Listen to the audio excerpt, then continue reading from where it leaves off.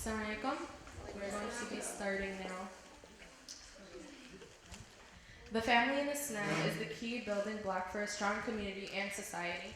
In this session, we will take a glimpse into the Prophet's house and learn from his relationship with his family.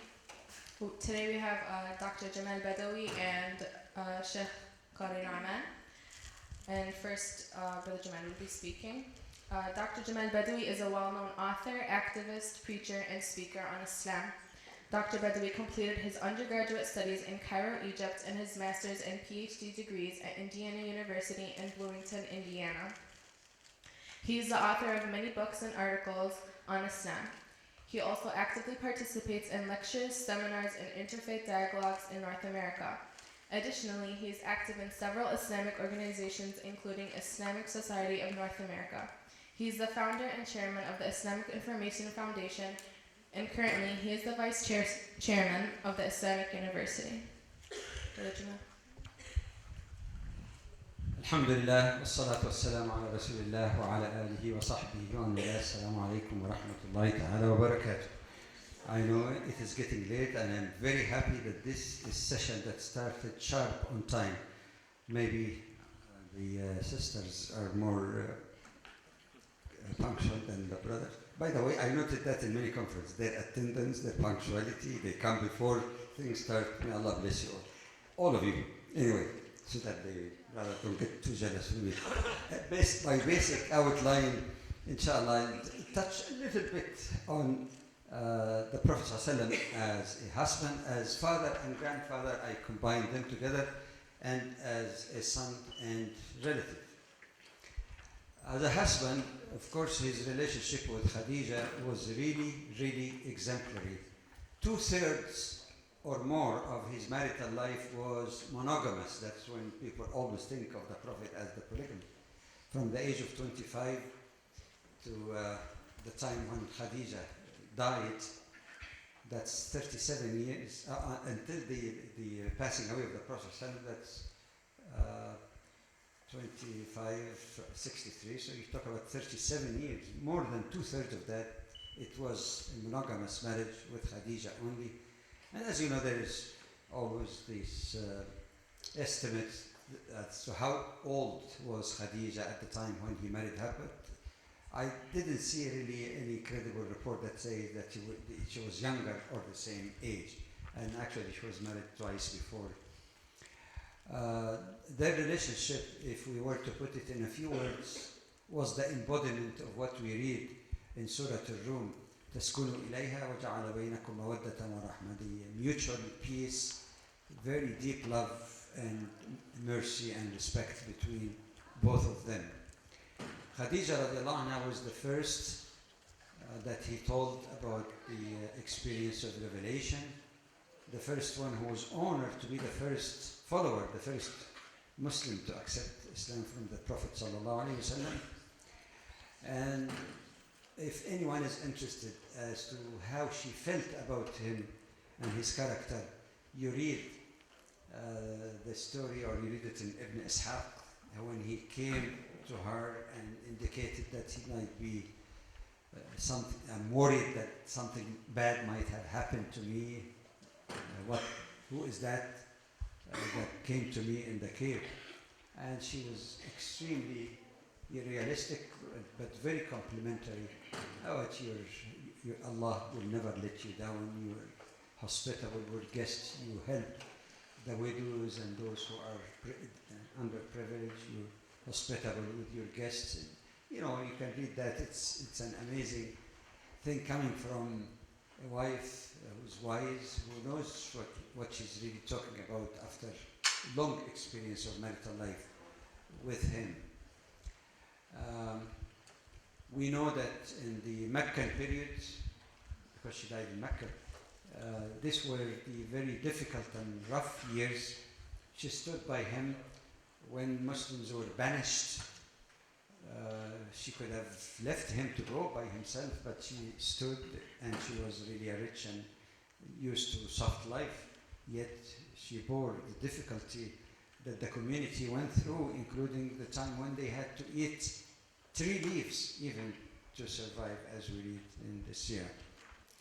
And that was an amazing manifestation of faithfulness and trust in the Prophet sallallahu alaihi wasallam. No wonder he reciprocated that. He kept mentioning her very positively and praising her even after she died. When a friend of Khadija used to visit the Prophet sallallahu alaihi wasallam, he would receive them very cheerfully and honor her. Whenever an animal is killed, he sent some meat to her friends and said, send that to so and so. So I think this would be a very clear indication of what you might call an ideal husband-wife or wife-husband relationship. If you clearly examine the polygamous part of his marriage, that was mostly, not exclusively, mostly really in the last and declining years of his life from 56 to 63, in a place where, of course, the life expectancy was normally around that age. And study them carefully, you find that they were more of humane type of marriages, like his marriage to Salama with 4 kids that she was looking after them. There was a legal reason for the case of the adoption versus fostering, the case of Zainab, the daughter of Jahsh, and other reasons. And the only virgin really he married was Aisha radiallahu anha. That's a good example, maybe not too many people today.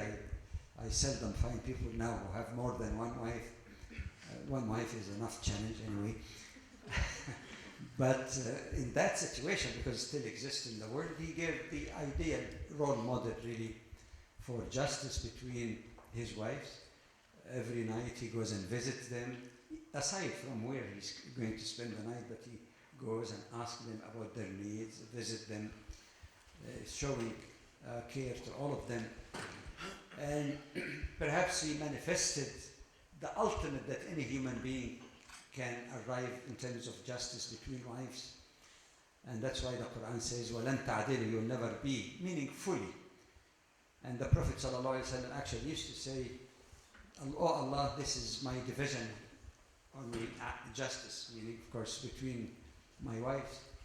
So don't hold me responsible for what you control, but I cannot control.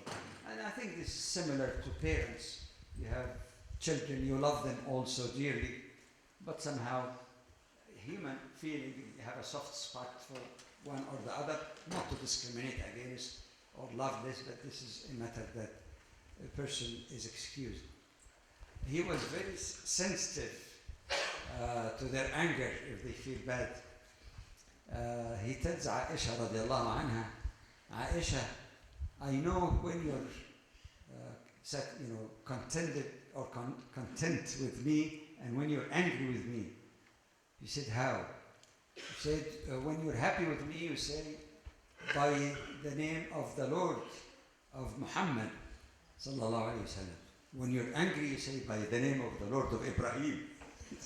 To say, Sadaqta ya Rasulullah, you said the truth, O Prophet of Allah.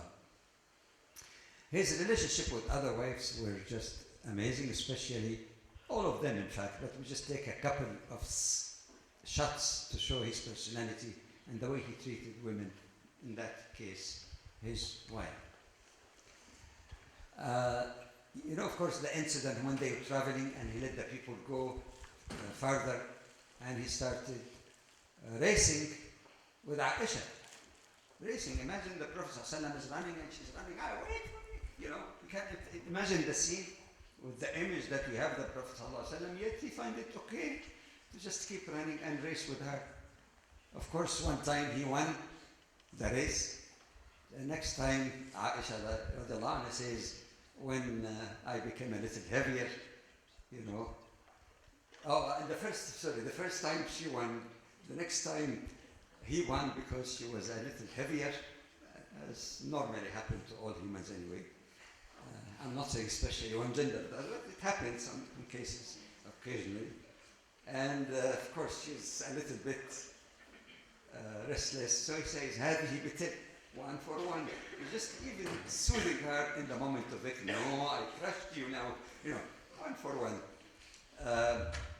One time, Aisha apparently radiallahu anha tried to test his love of her, and he offered her, actually, there were some Ethiopian, and some people who say that dancing in the mosque is not permissible.